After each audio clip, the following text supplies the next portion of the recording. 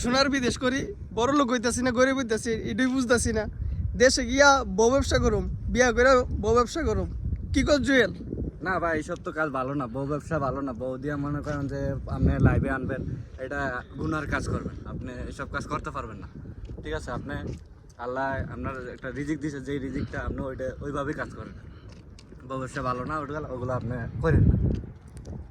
পরামর্শটা ঠিকই বলছেন, কিন্তু ইদারিং দেখতেছি মানে শুধু বউ ব্যবসা আর বউ ব্যবসা, মানে বউ ব্যবসা ছাড়া মানে আর কোনো ভিডিওই দেখতেছি না। মানে প্রত্যেকটা ভিডিওর মধ্যে বউ থাকেই।